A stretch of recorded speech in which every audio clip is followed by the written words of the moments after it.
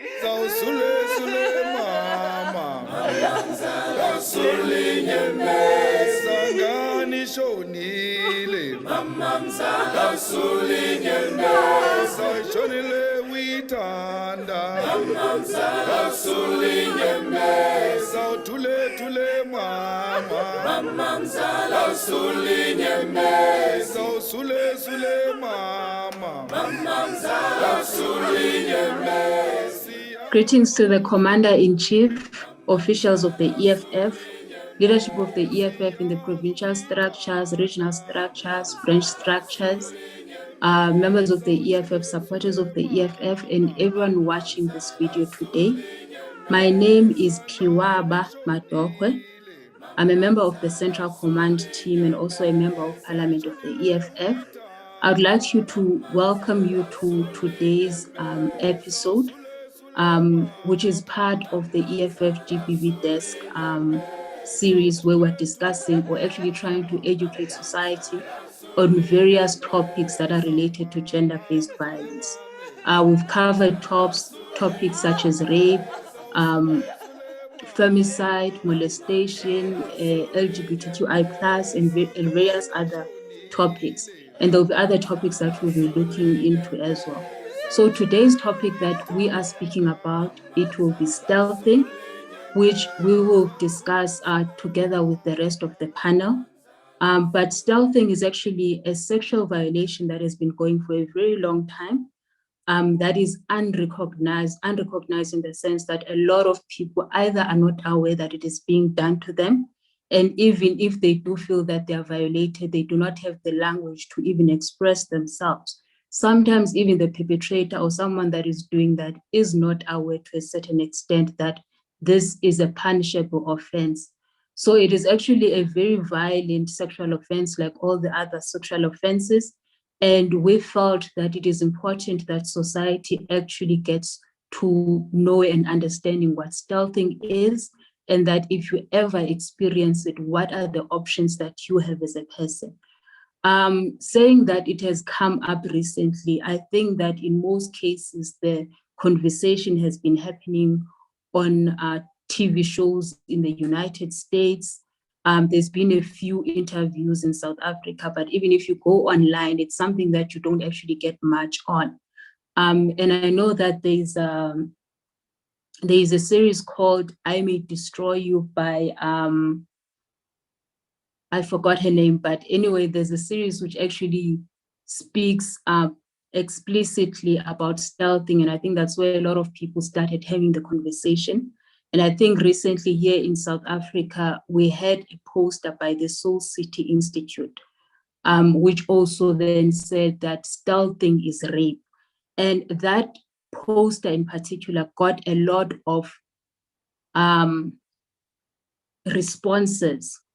Very few people responded, but the conversations or the responses were very blunt in the sense that there was a lot of backlash, especially from the males. Things of, no, you guys are now exaggerating, you don't want us to enjoy sex anymore, and all sorts of things. And some actually came to the conversation on social media and they genuinely did not know that actually there's something called stealthing, what did it mean, and all those things. And what was interesting was the contrast in terms of responses from males and women, in the sense that males took this as very casual, they took it as something that was not serious, whereas on the other side, women were like, finally someone said it, finally someone put words into it, someone actually explained it, you know. But like I said, I think that it would be better if I'll introduce our panel for today. We'll also be discussing, our first panelist will actually give us a definition of what stealthing is or what she understands it to be, and then we'll take it from there. So in our panel today, we have 4 ladies. Uaviwe Zono, we have Latoya Stone, we have Atem Kosi, and we also have Amanda, who I will also just ask them one by one to introduce themselves, just to give a background of who they are and where they are from. I will start with Aviwe. Thank you very much, Aviwe. Please introduce yourself. Thank you very much for giving me the platform. Good evening. My name is Abu Zono and I'm from Khayelitsha, Cape Town. I'm a third year student at CPUT doing governance and politics. I am a student activist and also I'm pro-women. Thank you, Aviwe. Latoya, please introduce yourself. Is Latoya Stone. I am a clinical psychologist by profession, originally from Bloemfontein in the Free State, currently residing in Klerksdorp in the Northwest. A psychologist both working in public hospital, but also in private practice. And I am very passionate about women specifically, mental health in women, but also the youth. And I'm really grateful and fortunate to be part of this discussion today. Thank you. Thank you so much, Latoya. Artie, please come and introduce yourself. Thank you so much, and thank you for the platform. So my name is Atenkosi Cisa. I am a content creator. So I work in the media industry and I currently work for a channel called Mocha Love as a researcher for Umpakati and many other shows. I really appreciate this kind of platforms. I am also an activist and a feminist, and I think these platforms are really important in terms of educating, also information sharing and dissemination. So I am really, really appreciative to be here today. Thank you so much. Thank you, Artie. And then Amanda, please introduce yourself. Greetings, everyone. My name is Amanda Mapoloba. I am a medical student at UCT. I am originally from Durban. I'm a student activist and a feminist, and I've been involved in the kind of conversations with other people. Thank you.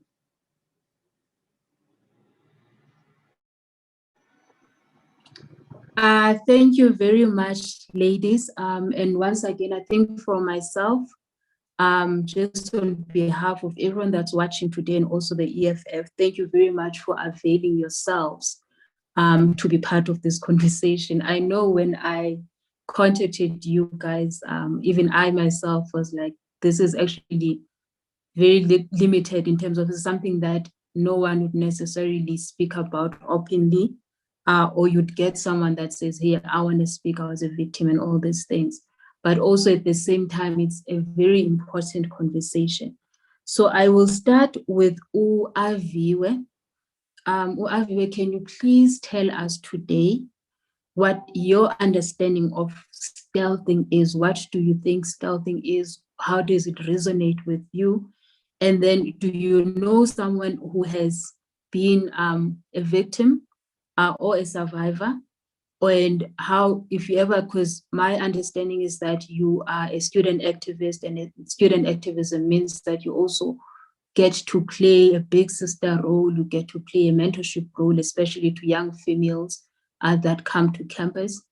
And the conversation that we had was then that, no, you've actually had certain conversations relating to this. So can you just give us an idea and just speak to us about what your understanding of stealthing is, and also just share any experiences that you have had yourself? Thank you very much.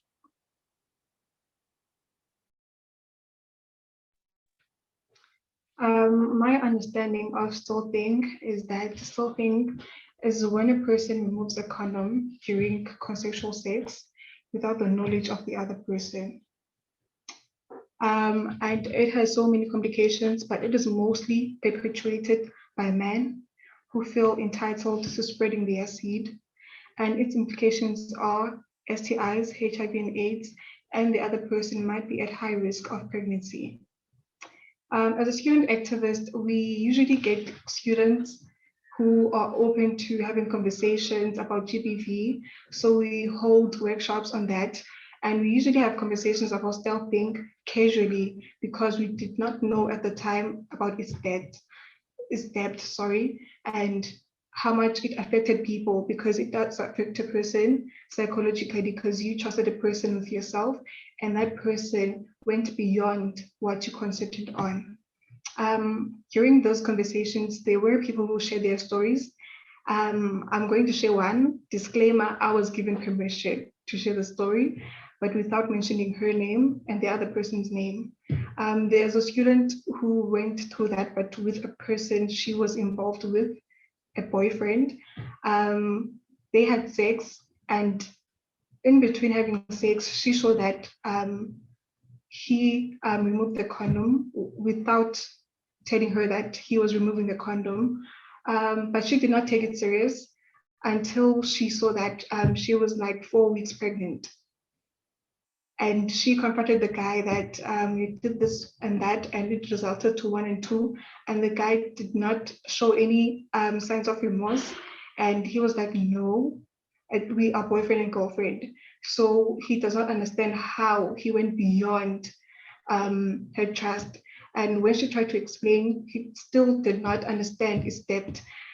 She went to the police station and reported the matter, but the police did not take it serious as a sexual offense, because they said that you cannot report something or a person, your boyfriend removing a condom because you said yes to the sex. Even the police don't know its depth, because I don't think they understand, men themselves don't understand the depth of stalking. She had to get to a point of terminating the pregnancy because she was not pregnant. Only if maybe she had agreed to not having sex without a condom, maybe she was going then to be ready for a child, but she had to terminate the pregnancy. So that's how it affects people, because she has a psychological trauma of having her boyfriend removing a condom, and also of having to get pregnant, and also of terminating. So it affected her very badly. Thank you.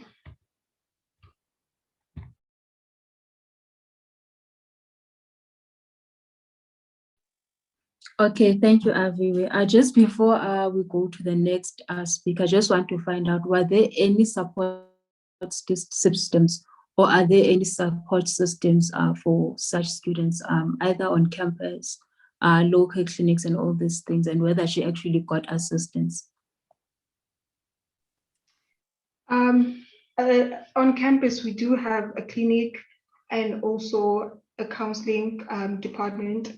So when she saw that she had signs where she was not feeling well, she went to the clinic and was told that she's pregnant. And then after that, went for counseling, because immediately when you are told something, maybe that you have a disease or you're pregnant, you are sent to the counseling department so that you can get counseling. So she got assisted with counseling only, but not maybe like justice that is going to be served like against the male who like did that to her. But she got assisted from campus, and we as well went through the trauma with her. Okay, thank you very much, Aviwe, for sharing that with us. I think we are also just taking down notes, because we're actually going to have like follow-up conversations on this as well. And like we said, this is an opportunity or a platform for everyone to learn. And some of us are actually even now taking notes. So I'll just give Latoya the platform. Latoya, I understand that your part of your research in your PhD relates to mental health, especially that affects women. And also you've taken a keen interest in stealthing. And you had said that as a clinical psychologist, that sometimes in your sessions with your patients, this comes up a lot. And I mean, also in terms of your profession and also as an academic, would you then be able to just give us perhaps your own understanding of what stealthing is? What are the implications of stealthing? What have you seen people go through? Why do you think those things happen? And then also just in your research as well, what are the things that you have found out specifically about stealthing? Yeah, that's basically it. Let me not actually even give you leading questions, just speak to us as an academic and as a clinical psychologist on stealthing, with the intention of just educating us in this platform and then also people that are watching today. Thank you very much. Okay, thank you for the opportunity. So what happened last year, this is fairly a new topic for me as well. And last year I was given the opportunity to be on a community radio station in Bloemfontein discussing the topic of stealthing. And that seemed to have opened up quite a can of worms, because then I had people sending me messages asking about it. They didn't necessarily come forth and say, this happened to me, but there was a keen interest on knowing more about it. And that told me this is something that I think more women and men have encountered more than we realize. So in my practice, but also just as a psychologist in general, working with a lot of females, what I did find and why I think I took a keen interest in women is that naturally I think women can be classified as the underdog. Women are often overlooked, not just in society, but in mental health as well. And, you know, sometimes when I come across incidents of any kind of sexual assault or rape, and it has had almost an interpersonal sort of relation, or it had happened in an interpersonal space where it was often, the perpetrator was often either a boyfriend, a fiance, a husband, or someone the person knew closely.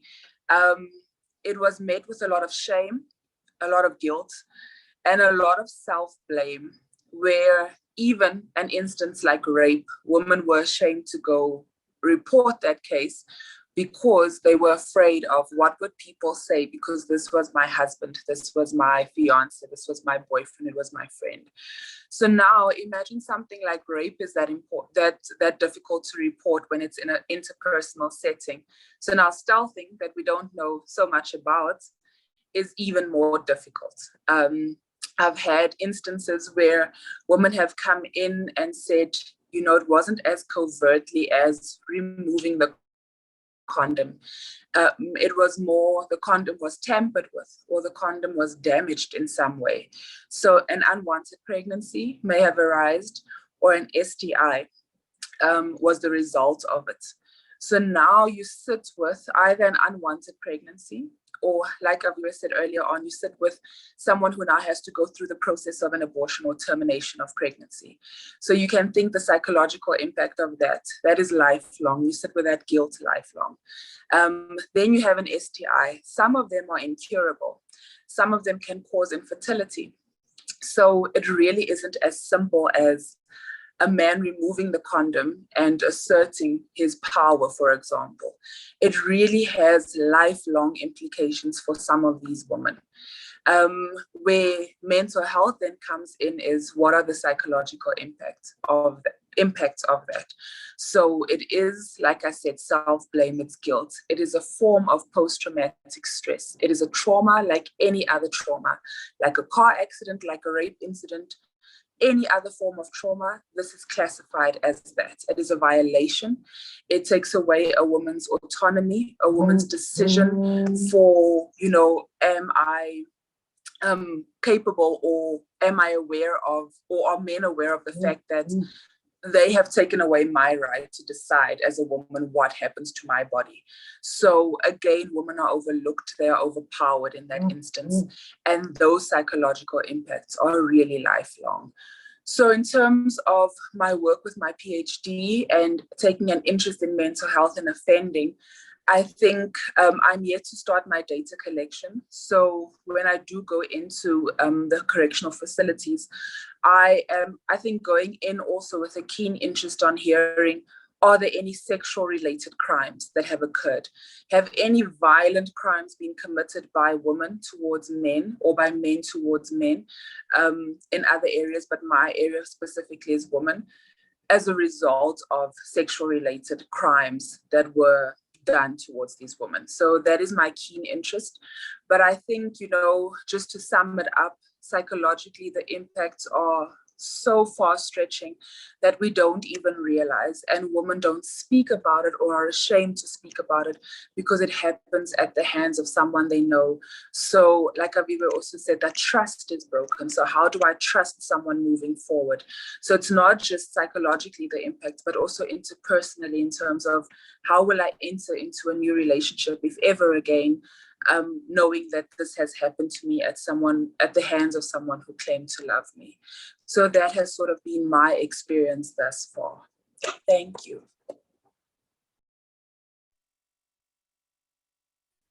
Thank you so much, Latoya, for that. I will also then now give it to Uati. You are a content producer. I think that's what you said you are.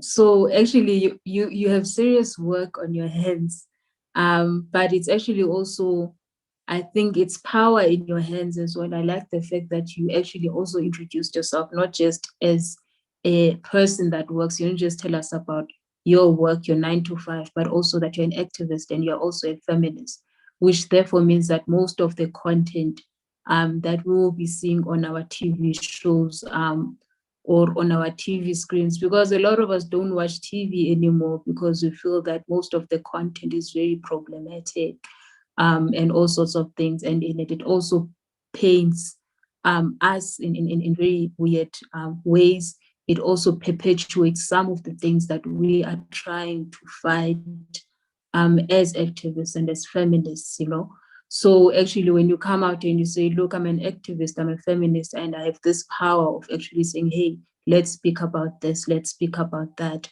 And you actually even use that power to say, actually, there's this topic that everyone wants to speak about, but no one wants to speak about it.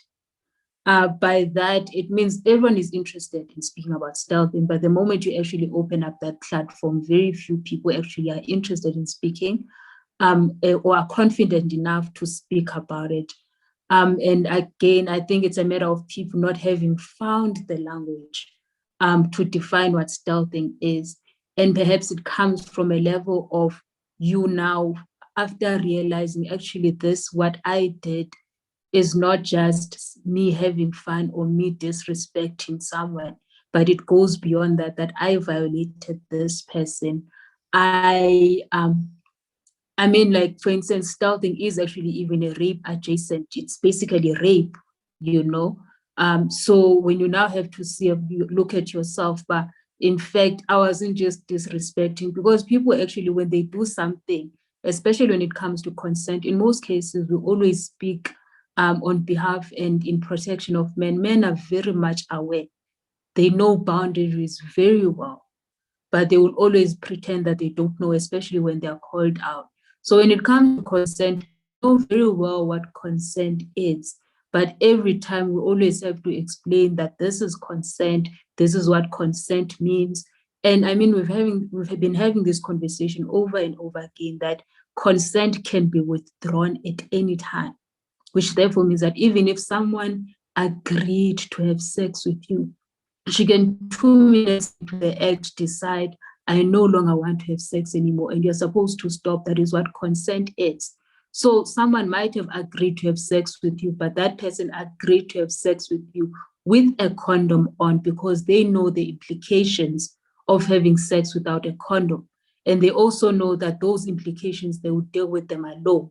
So that is why then they know that they would then exercise their right to say no, but then people always still feel the need to go beyond that consent. So I think with me, what I would like to have a conversation, or what I would want Ati to speak about, is perhaps what made you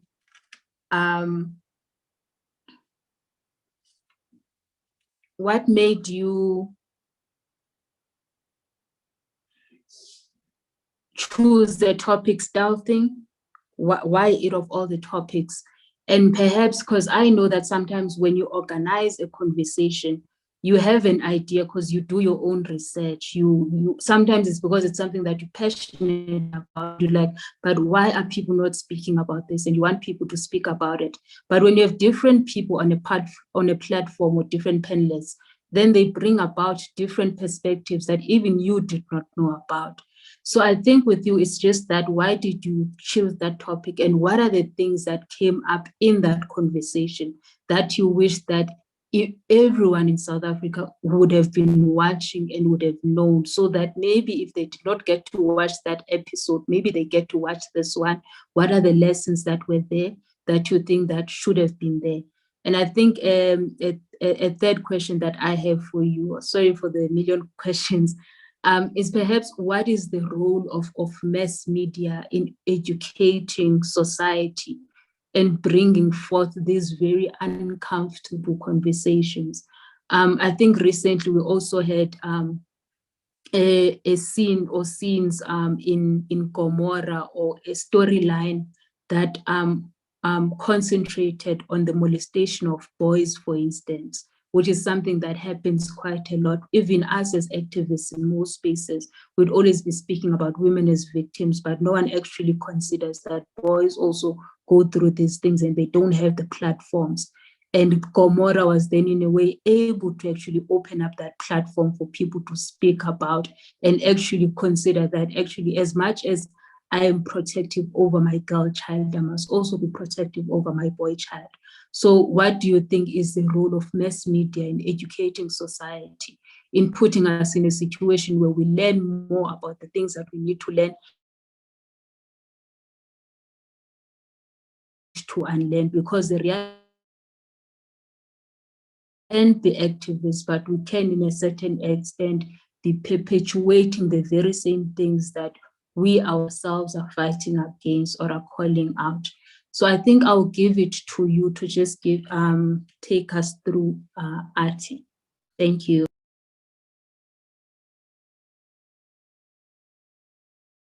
Sorry. Thank you so much, Piwa, for the opportunity.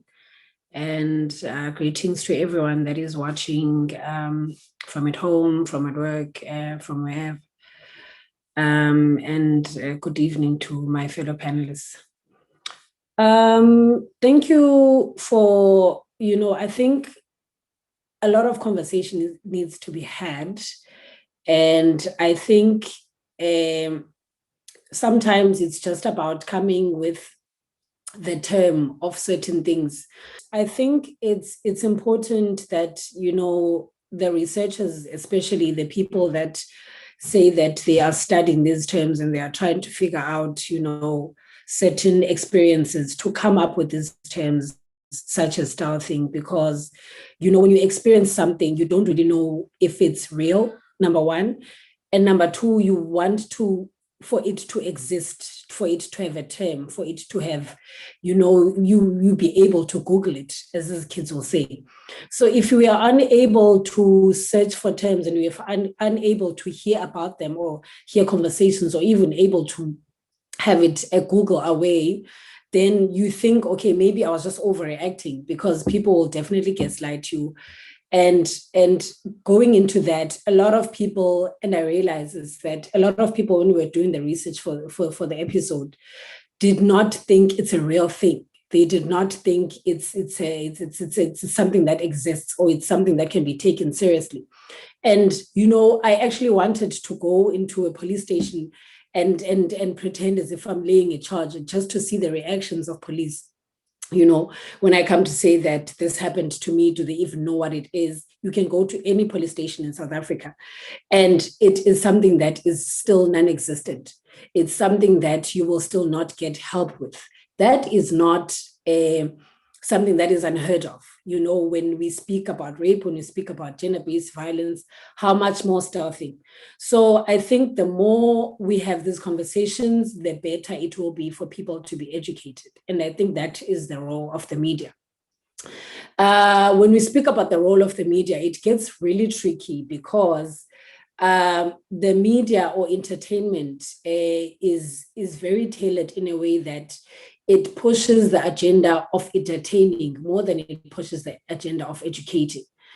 You will see that even in the news, that as much as they're trying to inform, they will try to put an element of people to be glued to their screens, especially now that there's a lot of competition. There's Netflix, there's, all these other platforms, Showmax, all these other platforms, YouTube. People are on their phones 24/7, and a lot of people will move away more and more from watching, daytime television, because there's just so many options out there. People are, streaming 24/7. So what will make media for people to be entertained and to be captured is for them to try to make it more entertaining and make it more engaging. And that is the challenge, I think, that we are faced with. So as content creators, as content producers, we need to be on the pulse. We need to be getting, topics and subjects that will capture our audiences. And that is going on social media, trying to see what people are talking about. That's what we're really trying to do almost every day, right? So we personally came up with the topic to tackle stealthing when we saw the Soul City Institute, advert, or what is it?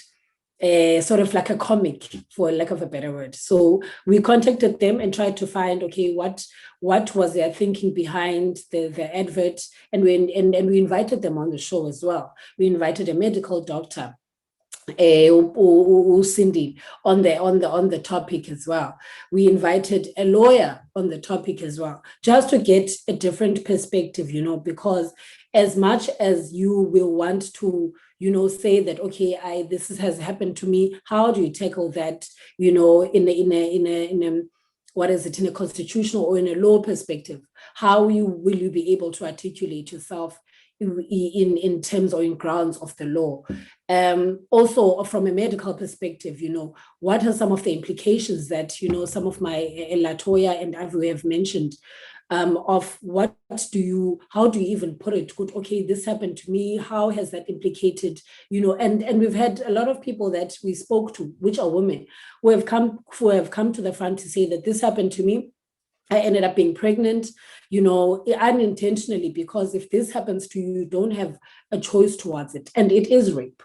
I personally will say that when I first saw stealthing, I was like, that's rape. That's definitely rape. There's no other way around it. Why is it not in law?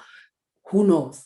Because if someone is going to intentionally, remove a condom during sex that you did not as a woman consent to, or, it can be a man consent to, that is rape.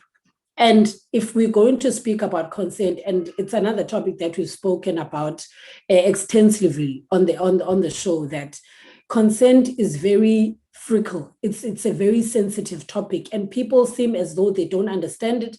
But it's basic common sense, guys. If you do something to someone that they have not agreed to, that is, it can be anything. And in this instance, it is rape. Why would you want to remove a condom when you, in the beginning of what you had both consented to, there was an agreement that, okay, we are having sex, yes, but we are going to use a condom.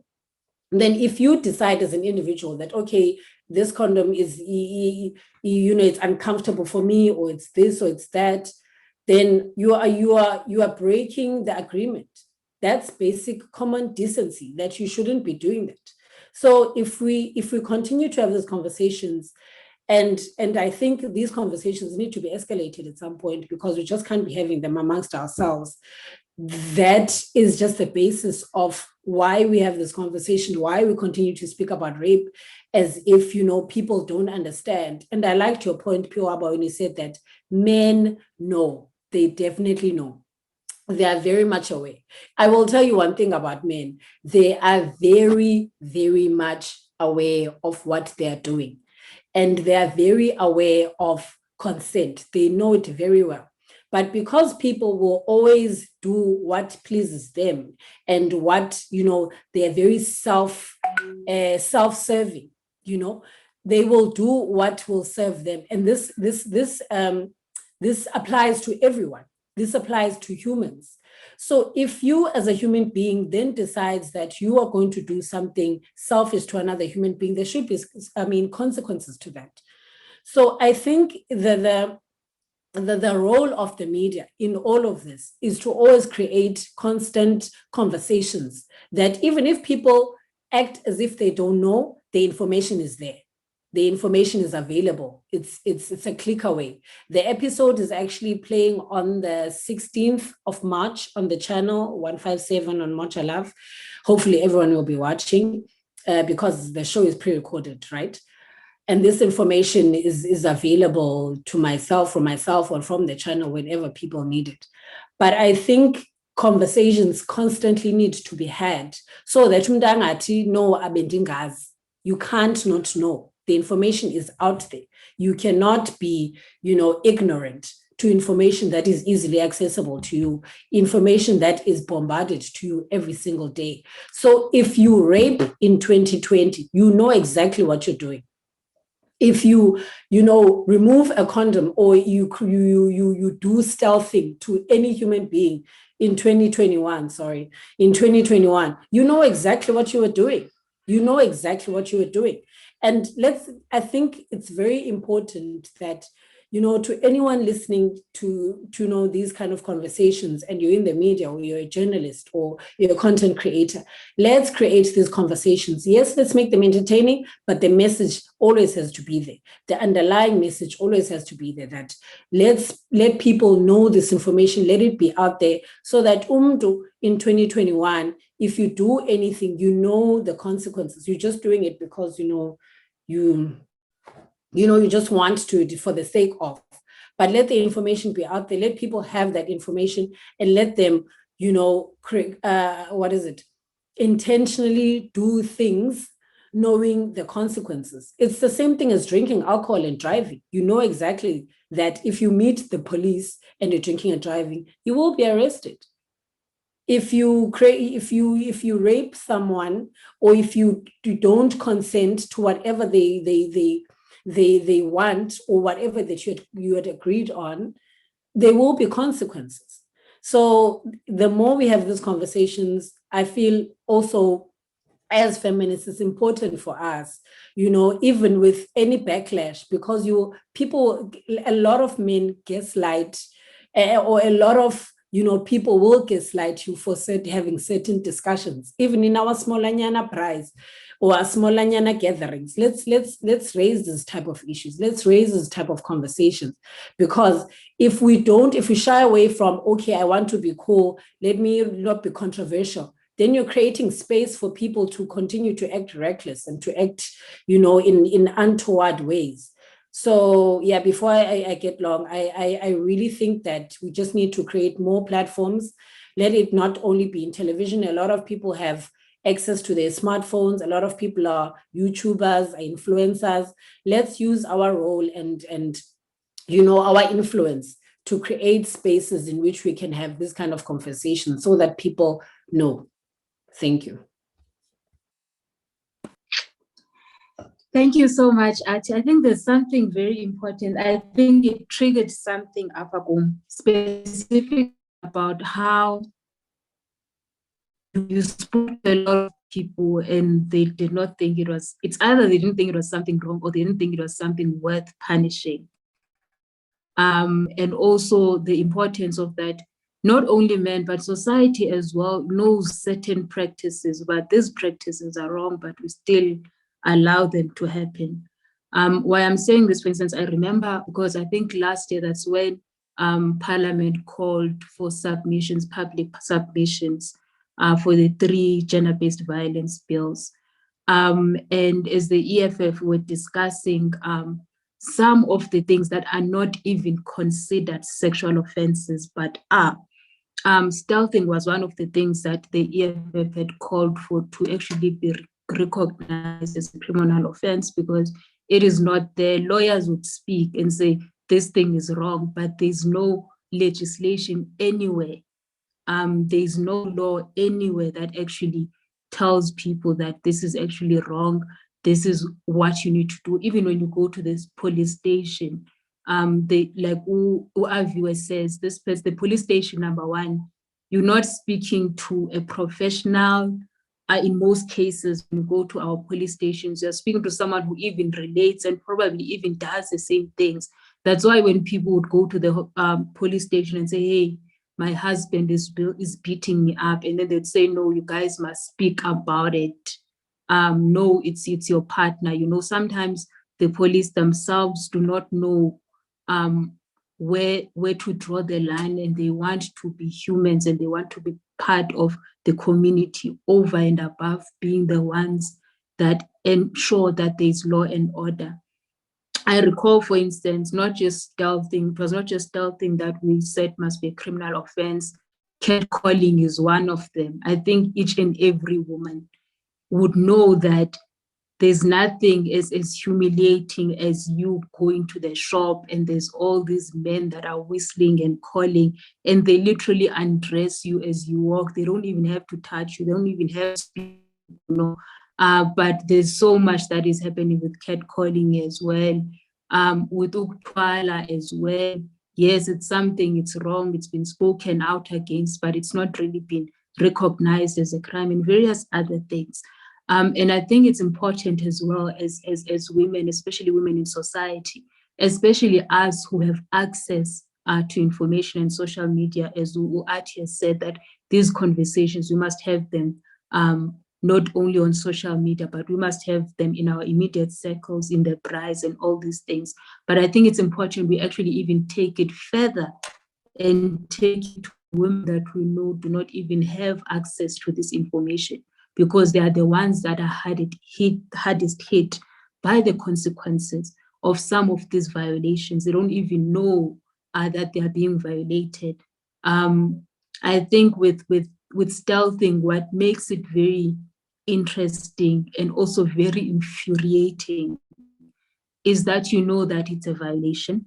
You also know that the person that is doing it is very much aware of that.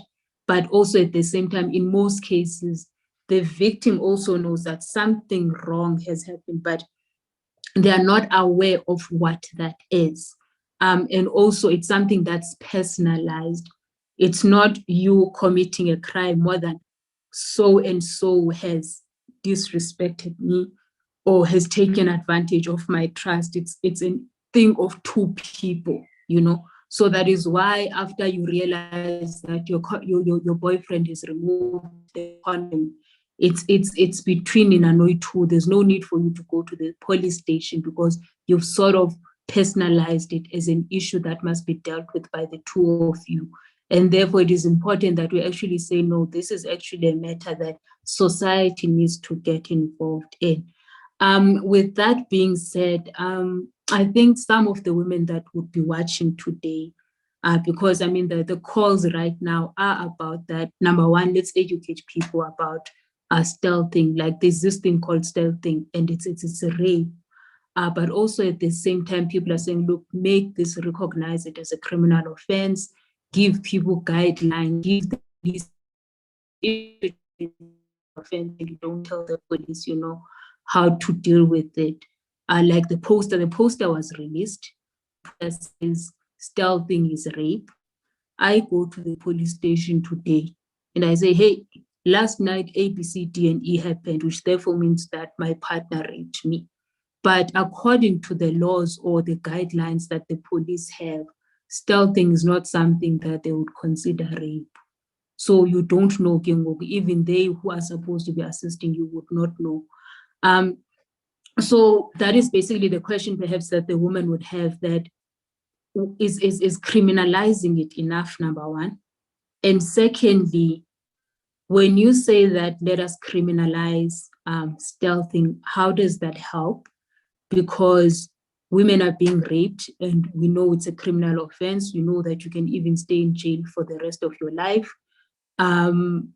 We know that killing someone, but women are being killed daily. There's issues of femicide, and we know that femicide is a criminal offense. So is it really worth it to even bother criminalizing this thing? Or what is it? Why must we call for criminalization? I think that's basically it. I'm also considering just how people have had different or mixed feelings, specifically towards the policing system of South Africa and also the judiciary system of South Africa, because sometimes the person might be arrested by the police do everything, and then the judge will go there and say, you raped a 14-year-old, let's give you a suspended sentence of 5 years. It has happened. And then those people, after they get suspended sentences, they go and they rape and they kill more children. And there are no consequences.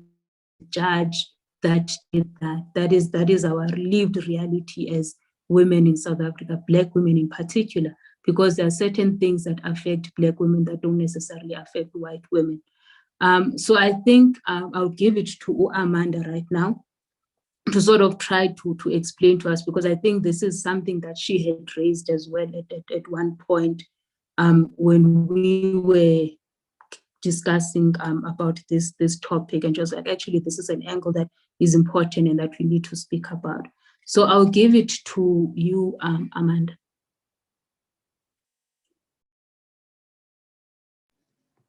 Thank you so much, Commissar. You know, the questions that you just raised now, it actually the questions that are there, and I'm sure most women out there are actually having such questions. Because if you bring conversations like this, especially back at home, to people who are not so conscious about these things that are happening, they ask you, but okay, sharp, and then it's criminalized now, but then how does that actually help us? Where does that take us? Is it worth it? Is it going to work? Is it going to stop it and stuff like that? So people end up thinking that no, there shouldn't be an effort at all. You know, I believe that just criminalizing still thing is not it's not the only solution. It is part of the solution, but it's not everything that you can do. As you've mentioned, that people are being raped on daily basis, but they are very much aware that it is a punishable offense. So I do believe that first of all, personally, I believe and I know that still thing is rape. There need not to be any other definition or a different definition of it that other than the fact that it is rape and it should be treated as such, you know. So I don't think they need to be some type of guidelines and what legal things or whatever that are going to guide the police on how to deal with this. They must just deal with it as they deal with rape. Because I mean, it's sex without content, without yeah. Well, so we did, even if you did agree in the beginning and you did consented to the sex, but you gave consent to having protected sex and not unprotected sex. And once the person removed the condom during the sexual intercourse, they actually are raping you, because now there is sex without consent, of which it is rape. It's non-consensual. So I do think that we need because with the experiences that I've had I've had a very bad experience with police. I've had a very bad experience with them, because there's a case back at home of a child that was stabbed by this other guy. So they went to the police and reported that the child was missing and told the police that they believe that the child is in that house and wherever. But the police said that they must wait for 48 hours and stuff like that. And then the community ended up taking it upon themselves to go to that house, and they actually find the girl dead already when they got there. You know, I believe if the police had acted earlier, probably it was not gonna, and they were gonna be able to save the girl. But then because they are ignorant and they are very dismissive, they're not able to do that. I also have cases that are pending of GBV that I have with the police. They don't even keep in touch to like update you that no, this 1, 2, 3 and it's happened. I feel like they just file in the GBV cases just for for statistics, because at the end of the day, it is very little to nothing that you find out that the person actually reported someone for GBV and then they actually got justice, So criminalizing it, it's part of the solution, but it's not the only solution that we have. And I mean, our justice system is messed up on its own. It needs to be restructured, and these conversations, the police must be sensitized, because I think there's no sensitivity in terms of these cases, because they are struggling with rape, and then what do you think it's going to be with stilting, because another thing that I realized that on that post from Salt City, I realized that actually people are aware that it is wrong. Stilting is wrong, but they do not think that you should be punished for. They don't think that it's worth going to jail or worth being it's worth being punished it's worth being punished for. They know what it's wrong and they believe that it's wrong, but then they don't think that people should actually be jailed for doing something like that, because they were like, no, but like it's a norm. I realized that it's a norm. Sometimes people even I remember growing up, they used to say that you must check for the condom before you use it. When I was part of the USAID, so I was a peer educator school. So they will tell you must check the condom because they will use the needles to actually make holes on the condom, So it's things like that they do, and it's a norm. Because sometimes, because the person when they do it, it's not only that they are putting you at a risk of having an unwanted pregnant, but like it's much of disrespect. It's a disrespecting, and it's a crime. It's not a you thing. And I realize that people actually end up blaming. They get confused, because even the women are confused about still thing. They don't understand that actually it's something that is worth punishable. They think it's them and it's their problem, and they end up blaming themselves. So this conversation are the conversations that we need to have. We need to speak more of it. You need to bring it into the table and speak about it in every corner and in all the spheres. It's something that, because it's a matter of people not realizing how much of how the depth of it. They know that it's there, it's just there. I didn't even know that it had a name. I didn't know. I recently found out that actually this thing of removing a condom during sex, it has a name. Because I was like, no, that's rape. I was calling it rape, just clear rape, And even if when you go to the internet, you find out that actually there isn't much information about it. So we need to write about it. People need to be aware. We need to use our social media. We need to speak about it in our own settings, And then the police need to be sensitized in terms of dealing with GBV cases, because I don't think they are doing a good job in that. Actually, they are doing nothing at all. They are doing nothing at all, because it can be criminalized. It can be criminalized, yeah? But it will still be the problem of a person actually going there to report and then nothing after opening up, because it's hard to open up when you have experienced things like this. And with the conversation that I've had with my friends and just the people that I know, I found out that people actually blame themselves for it. They blame you blame yourself, or why didn't you notice, or why didn't you see? But it's not like that. It's not your fault. Someone decided that they would violate you. It's a violation. You are being violated. You are a victim, and then they don't know what to do when it happens. I would go to the police, straight to the police. I would go there and I will deal with it just as I would deal with rape, So I don't think just criminalizing it is going to be enough. We need to create spaces where we're going to have these conversations, spaces outside us who are actually exposed to so much knowledge. Go back to the communities. It should be a language that people understand in the communities. they should know that it's wrong and it should be criminalized, so that the criminalization of it's actually going to help us to actually make more awareness that there's this thing, it's happening, and it's violation of someone else. Yeah, I think that would be it. Thank you.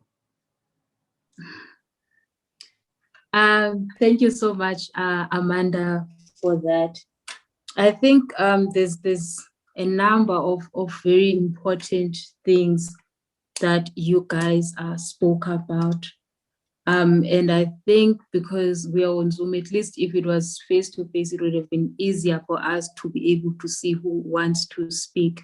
So I think as a facilitator, what I'll do is perhaps just call you guys out randomly.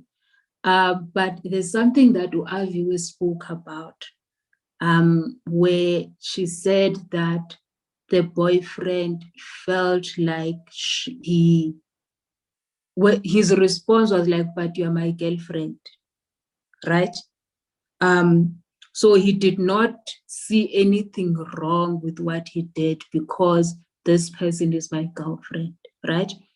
And the position of women in society, even in the households, the position of women in relationships is that of subordinates. It is that of objects.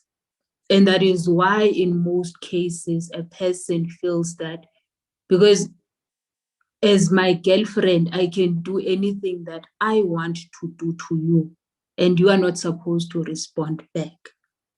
And that shows the level of basically how patriarchy is created and how it manifests itself, and how you can actually, someone that is supposed to be your partner, someone that you're supposed to love, someone that you're supposed to protect, you are able to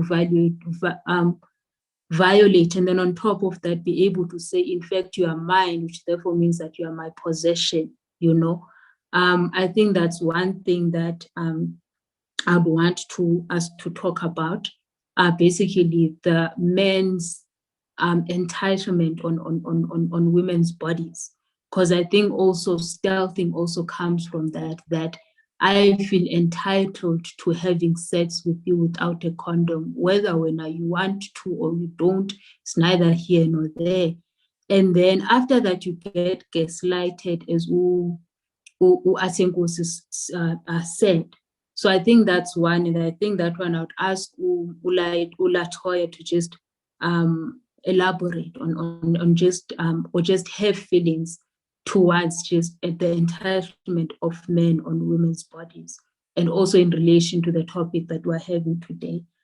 And then another interesting one was Latoya speaking about that she's interested in going to the correctional services to understand the different types of sexual violation, which is something that I think is very important as well, because in most cases, I think I did say even myself that whenever we discuss GBV or we discuss sexual harassment, it's always in the level of binaries, male and female, where the female is always the victim and the male is always the perpetuator of that violation. But the reality is that we live in communities, and these communities have not only evolved, but we're exposed to so many things right now. So many things in the sense that, number one, we also are of the understanding that we no longer just live in a male and female world. We live in a world that has non-binaries, people that neither identify as male or as female, or who refuse to conform to those gender roles. And also, I think there's how these sexual violations manifest themselves, especially in the LGBTQI plus community. It's something that we seldom speak about, because stealthing also happens when a man, when the man also during a sexual violation also decides to remove the condom. They would also happen, I think, it wasn't necessarily stealthing, but I remember reading an article on Bridgertons, for instance, where it relates to the to the scene of the sex scene between the Duke and the girl, where he does not want to get her pregnant, so he makes sure that he doesn't come on her. And in this particular scene, she makes sure that even though he says, no, stop it, don't do it, she actually pushes and she continues until he ejaculates on her, and then she's able to then be pregnant, you know. So another person, or a lot of people, were able to perhaps be able to sympathize with her and stuff, but the reality is that that was rape. At one point during that sexual act, the violation, or at one time during that act, there was a consent that was withdrawn. And the series that I was actually speaking about, it's by Michaela Cowell, the one of I May Destroy, which is on Showmax. It actually also covers a lot of topics, not just stealthing, but it also speaks about rape in the LGBTQI community and various other things, and date rape and all these other things. And I think it's one of the very few series of that nature, which is also very real and very relatable. And I think it speaks to what Ati spoke about, that it is important that at the level of media, but we don't leave those conversations there. We must bring them to social media. We must bring them to our immediate circles, and then we must also. So I think I'd also just perhaps ask Ati on this one, perhaps in terms of how sexual violation manifests itself in different sexual orientations, and if I might put it that way, because it's not just men and women, or it's not just women that are victims, and and all that. So I think I'll give you, the two of you, that, and then after that we'll then speak again for the last two speakers, and then we'll conclude from there. Thank you very much.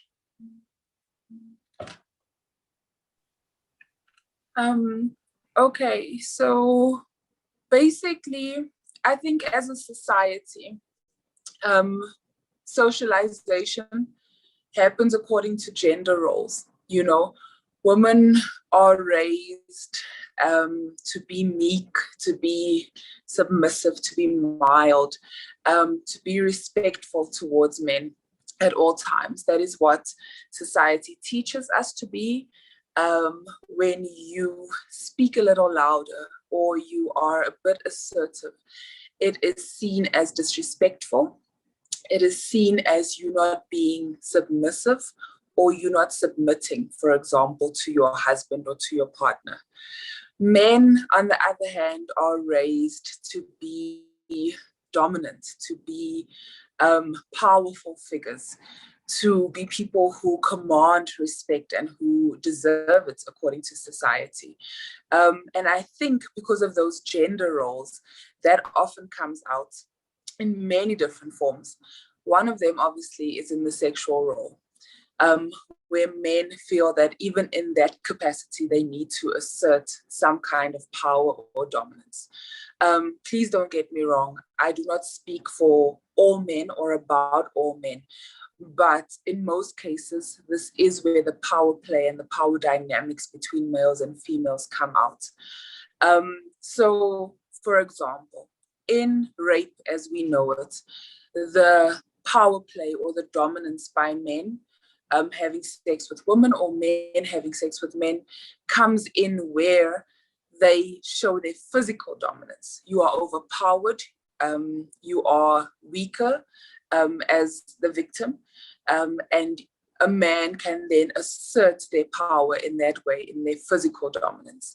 Whereas when it comes to stealthing, I do believe the power is not asserted in a physical way per se, but it is done in a different way. It is a sneaky act, like the word actually implies. It is something that it is done to you and you don't know about it, or you're unaware about it, but the power play comes to the fore there. The dominance by this male in this instance then comes to the fore, where he feels, as the man, this is my way of asserting my power, of showing that I am in control of this act. You know, we spoke about how consent is not a global term. It is not something that is translated or transcends to all sexual acts. So just like, for example, there are in the BDSM community safe words when you are not feeling comfortable with something, that means, just by virtue of having a safe word, means that that consent does not refer to all sexual acts that will happen in that period of time. So at any point, you can use your safe word, and then your partner should know that, look, this is not something that you are comfortable with. And I think when it comes to stealthing, the lines are more blurred there. That no, this is not something that could cause harm, for example. People are unaware of the harm that it can cause. So now you don't realize that, okay, I actually, at the point where I am exerting my power and taking this person's autonomy away, I have contravened the consent that was given to me initially. So I do think gender roles play a very important role here. The assertion of power plays a huge role. How we are socialized as men and women and what our roles should be as men and women play a huge role here. And by virtue of that, I think, you know, sad to say that we do have a long way to go, because men can be very entitled. Just like women can be entitled, but men can be very entitled in terms of, by virtue of you being my partner, I own you and I can do whatever I want to because of this male dominance, because of this power, because of this respect that you should show me, because I am the male and I am the dominant figure in this relationship. So I do think men are entitled in that regard. I do think they think that by virtue of you being their partner, they are entitled to your body, they are entitled to making decisions. But I do believe that comes solely, well, not solely, I lie, it comes largely as a result of the way we are socialized and how our gender roles are in society. So I agree, we need to have these conversations, we need to speak about it. We need to educate people in our own capacities, in our personal lives. We need to have conversations with the youth. We need to have conversations with people in our communities. And we need to inform them that just because a man is in a relationship with you or is married to you or promises you the moon and the stars does not mean that a man is entitled to you, is entitled to your body, and is entitled to your autonomy. So I think gender role socialization and men's dominance in society leads to that entitlement, and that is something that we need to break, and that is something we need to also have conversations on. So that, in my opinion, I think explains to a large degree why men feel so entitled in that regard. Thank you. Thank you so much, Latoya.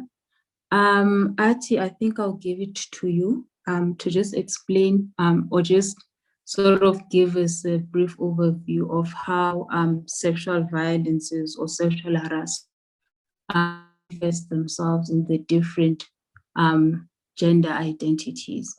And thereafter, I think I'll ask Aviwe and Amanda to just sort of like tell us, like, I mean, we've spoken about a lot of things. We've discussed some of the things we've noted, but perhaps let's actually go and do research on this and that. Like I said, when starting, this is a really new topic. But from the little that we have and that we know, just highlight for us, what do you think should be the way forward, specifically on this topic? From today onwards, we've had the conversation, it will be aired, people will watch it, but what is the way forward from there, so that we can actually work towards concluding this conversation as well. Thank you very much. Ati? We need to, oh guys, I'm back and I'm different. Wait. I was about to say.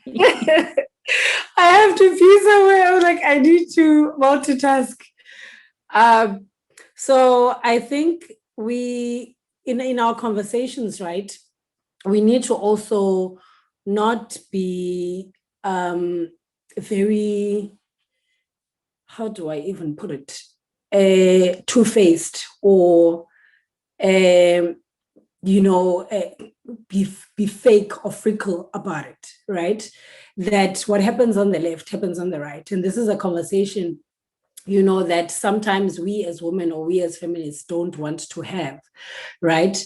That sometimes in our relations, and you spoke about Bridgerton, right?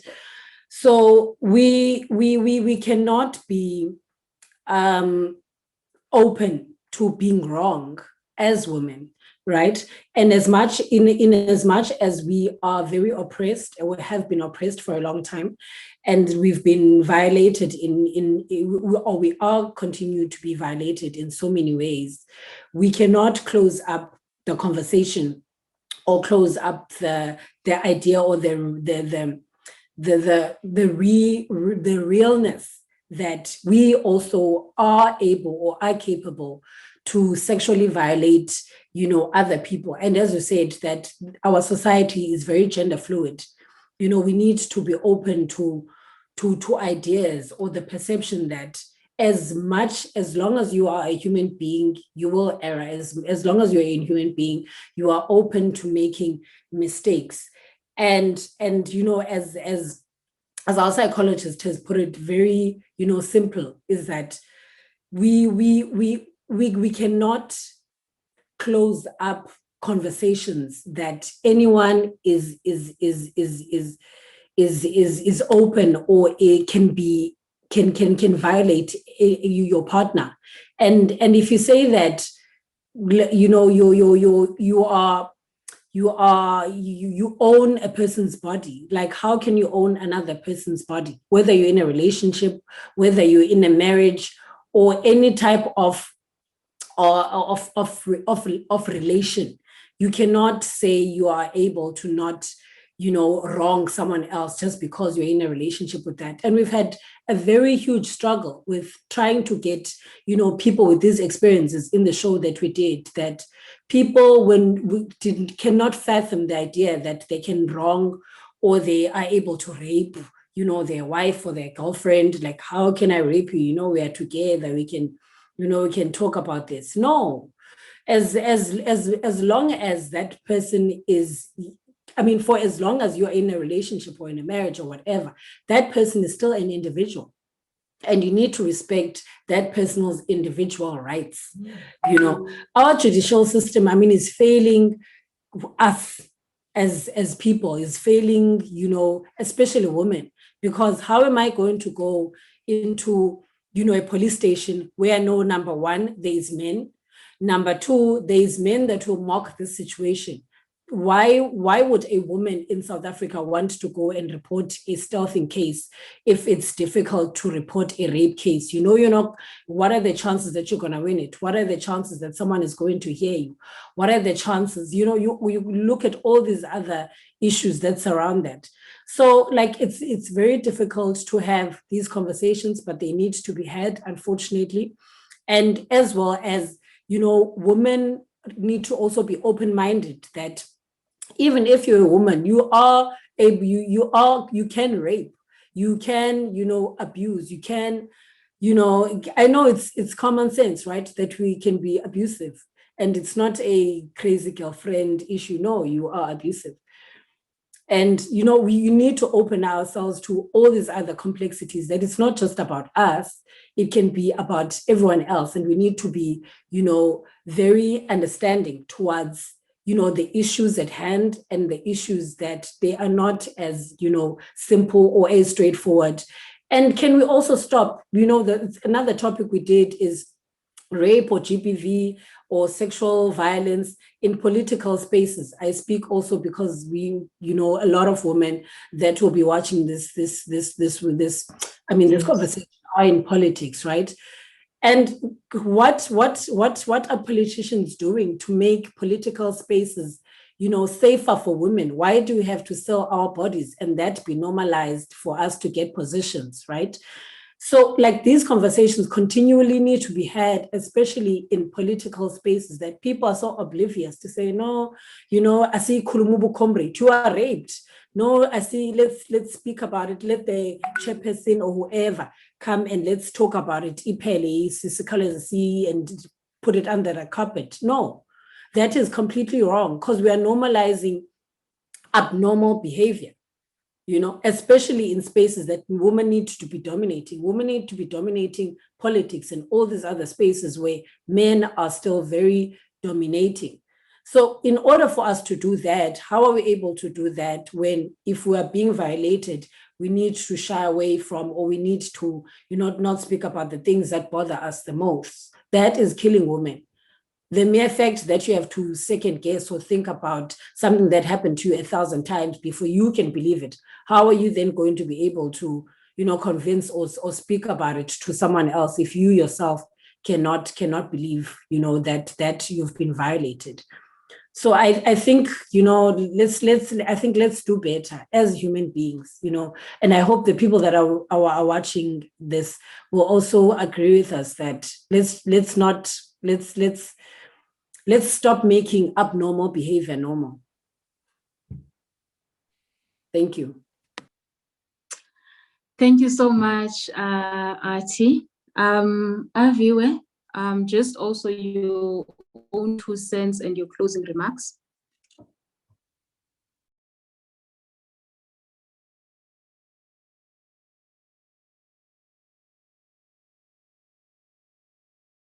But yeah, I'm going to be very brief because I think Atenko has touched on a lot. It's going to be very difficult to deal with this thing, but I do believe that it should be considered as a criminal offense, like a sexual offense, sorry, under the Criminal Law Act. Also, it should be like, we should have like more conversations like this one, but it should be like broader, and also have like people from Emakaya aware that there's such 1 and 2, because Umam Chawe and Ngobot is not aware that there's something that is called stalking. And also, as Golweni, we usually, there's life orientation. There are teachers as the Fundisa Bantwana, when you have sex, you must have safe sex, do this, do that. Where's the textbook? We must have a page where we like concerned. You teach students learners about consent and also about stalking. N6 it is wrong to remove a condom during sex. It is wrong to force a person to have sex with you, like angavumi. Now you see, must know that sorry, I'm just creating names because I can't really say it's Mamang and Mamang.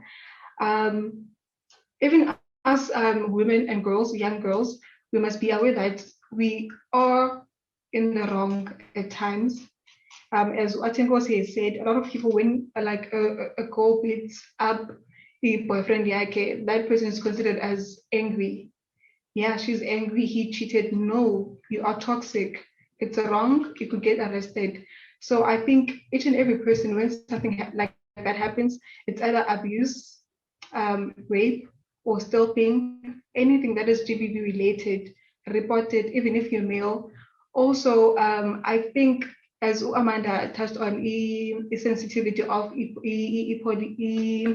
police stations, like employees Zapayana, they should be taught as well, because it is hard for me as an individual to report a rape, that I was raped by my boyfriend. How am I going to find it like easy to report this thing? Because they are going to just turn me away and say, no, that's your boyfriend, go and sort out issues with him. As they say, when you are raped by your uncle, but no, I think you should sit down as a family. So we must lose that culture of saying that Umtu should fix things with their family first. No, teta na womkhulu that umalume raped you, this and that. Ekaya, they are going to try and protect the uncle. So the system itself must be there to protect you. Thank you. Thank you very much, Aviwe. Amanda?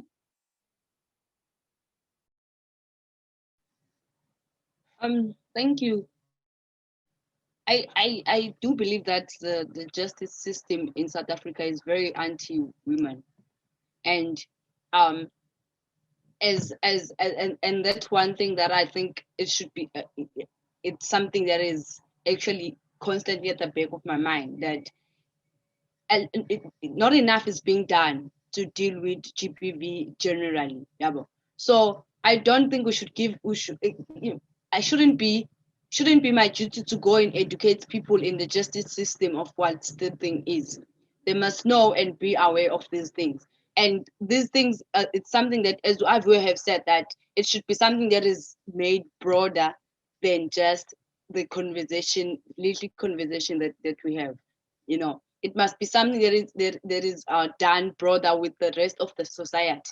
Because at the end of the day, the society has a very big impact on normalizing such things. Because like it has been normalized so much that they don't see anything wrong with it. And then, because I know, even if it's like it's exciting, it's whatever, like it's just selfishness to not think of the other person, of what they could possibly go through. They could fall pregnant. You could give them disease. You it's an attempted murder. You are a criminal and you are a murderer. Like, you are very selfish, and it shouldn't be like that. I feel like you have covered a lot of things, and most of the things that I wanted to bring as we were in this conversation, what Nkosi did touch on them, that we should also look at ourselves of what we are doing. What is our contribution to this? What are we bringing into the table? So it is our duty as activists and feminists to go back and have this conversation generally in the community with general people. Because as much as we're doing the work, but it's not reaching a bigger what is the right word, audience. It's not reaching a bigger audience. So these things must be seen on TVs. Like, that advert of scrutinize, it taught me a lot. I was young, but like, I've always known that that it is you have to use a condom when you are having sex, because of such adverts and things like that. So these things must be there on the media. It should be everywhere, so much that it is impossible for someone not to notice it. Yeah, thank you so much.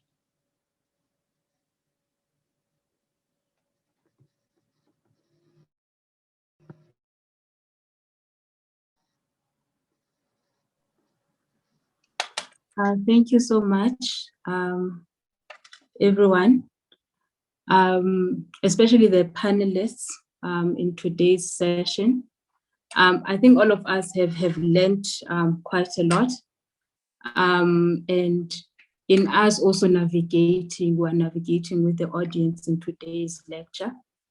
There were a few hiccups here and there, but we managed nonetheless. I'm not going to say much, to be honest. I think what you guys have said is very important, but just to highlight as well, or more or less summarize, that it is important that people know and understand that stealthing is actually when a person removes a condom without the knowledge of the other person, whether that person could be male or female, and that also stealthing is not just a sexual violation between binary bodies, but it also happens in the LGBTQI plus community as well. And perhaps those are some of the things that we need to have as well, that we must include them in our conversations. And then one other thing that I think is important is that we need to educate. And unfortunately, this education needs to start from very early.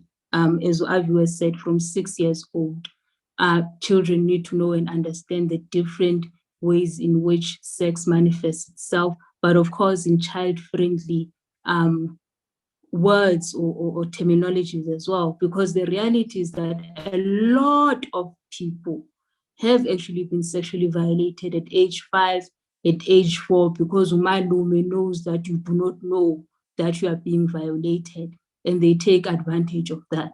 So we could have actually, by educating people, we are not actually teaching sexual promiscuity, but instead you are gearing up, or you are educating children to know and understand that this is sex. Sex is for this, this, and that. And if someone does this to you, then you must be able to report it.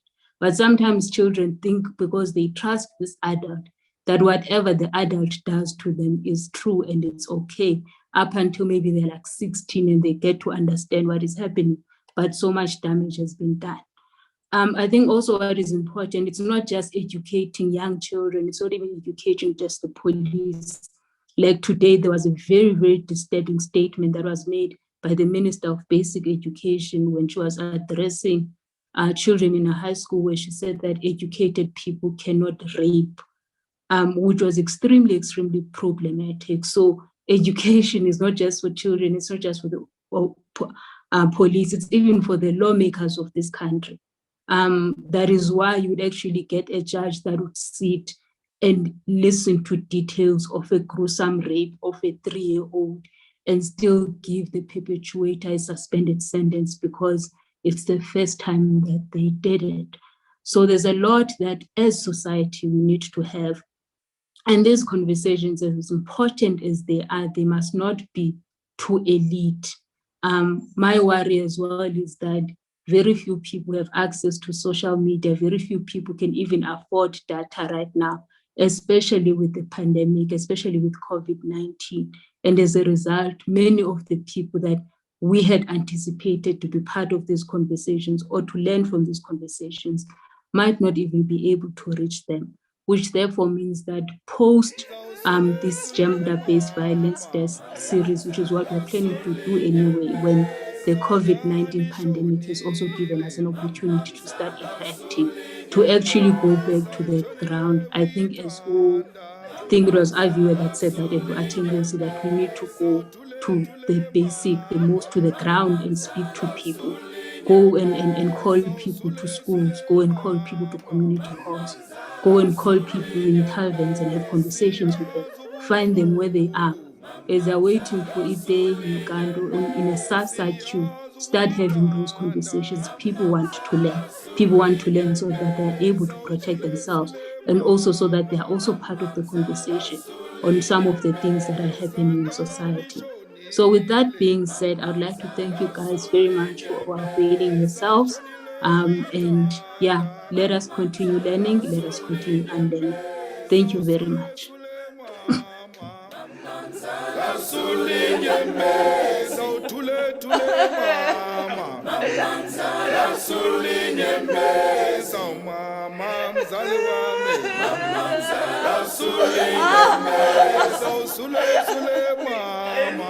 Mama,